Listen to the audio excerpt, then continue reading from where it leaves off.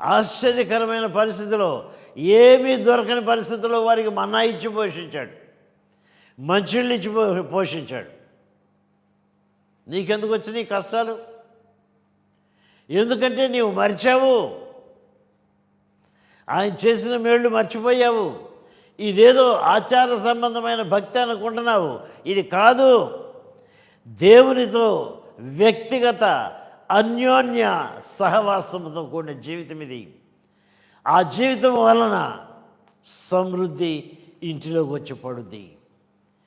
లేనప్పుడు ఇచ్చాడు, ఉన్నప్పుడు కూడా పోషిస్తూ ఉన్నాడు. ఇక మీరు దిగులు పడాల్సిన అవసరం లేదు.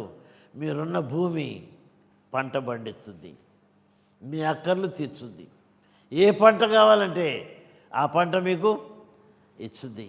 ఇజ్రాయేలీ దేశము ఈ దినం వరకు సమృద్ధిగా పంటని పండించే దేశం. అనేక దేశాలకి ఆహారం సిద్ధపరిచే దేశం అది. దేవుడు నమ్మదగినవాడా కాదా? అంత నమ్మదగినవాడు. ఇప్పటికీ కూడా అయిపోయినాయి ఆ సంవత్సరాలన్నీ, 6000 సంవత్సరాలు అయిపోయినాయి. అయితే ఈ దినాన అదే దేవుడు కంటికి రెప్పవలే నిన్ను నన్ను కాపాడుతూ ఉన్నాడు.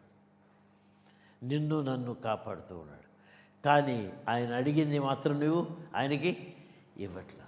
సున్నతి, హృదయమందు సున్నతి కావాలా? ప్రతిష్ఠించుకో, నీ జీవితాన్ని దేవునికి ప్రతిష్ఠించుకో. సున్నతి అంటే ఇంకో మాట, కొత్త నిబంధన మాట, ప్రతిష్ఠించుకోట.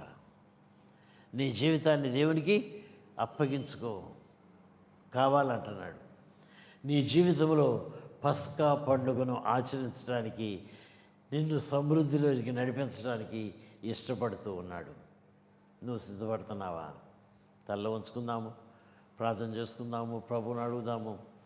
అవును ప్రభా, 3 అంశాలు చెప్పావు నాయన ఈ దినాన.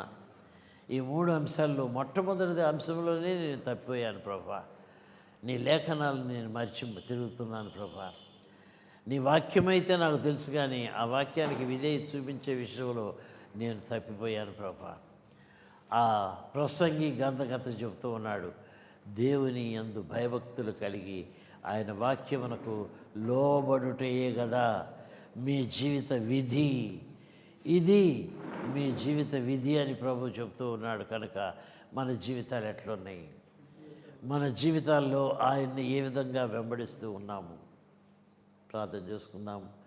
ఎవరైనా ప్రేరేపింపబడిన వారు వినిన వాక్యాన్ని బట్టి చిన్న ప్రార్థన చేయగలిగితే చేయండి.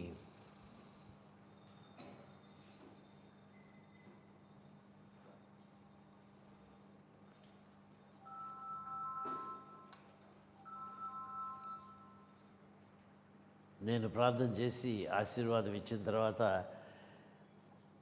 ఎవరన్నా ప్రేరేపింపబడిన వారు ఉంటే ప్రార్థన చేయడానికి నేను ఇంకా టైం ఇస్తాను. ఎందుకంటే యూట్యూబ్ ముగించేద్దాం. అత్యంత కృప కలిగిన మా ప్రియ పరలోకపు తండ్రి, మాట్లాడావు ప్రభా. అనేక సంగతులు మేము విన్నాము నాయన. వాటిని గుర్తుపెట్టుకోలేమని మా ప్రభా నీవు తిరిగి ఈ యూట్యూబ్లో మా ప్రభా మేము మరలా ఇంకోసారి వినటానికి మాకు అవకాశం ఇచ్చావు. మీకు వందనాలు ప్రభా. ప్రతి ఒక్కరము నీలో ఎదగాలి అంటే సున్నతి అనే కార్యక్రమం మా జీవితంలో జరగాల్సిందే. అంతేకాదు నాయన, మా జీవితంలో ప్రభా నిబంధనలోనికి మేము రావాలి అంటే మా ప్రభా విధేయత కలిగిన వారమై, నీ చిత్తమును నెరవేర్చే వారమై మేము జీవించినప్పుడు తప్పక నీ చిత్తము మా పట్ల నీవు నెరవేర్చడానికి ఇష్టపడుతూ ఉన్నాము నాయన. వారిని స్వస్థపరిచావు. వారిని మా ప్రభా ఆ పస్కా పండుగను ఆచరించే వారిగా చేశావు. ఆ పస్కా పండుగ అయిపోయిన తర్వాత వారిని జీవితంతో ముందుకు నడిపించావు ప్రభా. మీకు వందనాలు నాయన. ఈ 2026ని మేము ఆశీర్వాదకరముగా జయకరముగా ముగించుకోవాలి, చేయాలి అంటే నీ సన్నిధి మాకు కావాలా. నీతో నిబంధన కలిగిన మెట్టు మాకు కావాలా. నీ సహవాసంలో మేము ఎదుగుతూ నీ కొరకు ఫలించుతూ నీ కృపలో వర్ధిల్లున్నట్లు ప్రతి ఒక్కరిని దర్శించి బలపరిచి నడిపించి కాపాడమని యేసు పరిశుద్ధ నామమున మిక్కిలి వినయంతో ప్రార్థించి వేడుకొంచు ఉన్నాను తండ్రి. ఆమేన్. మన తండ్రి అయిన దేవుని ప్రేమ, కుమారుడైన యేసుక్రీస్తు ప్రభు యొక్క కృప, పరిశుద్ధాత్మ దేవుని సన్నిధి సహవాసం మనందరికీ తోడై ఉండి లోతైన విశ్వాసముతో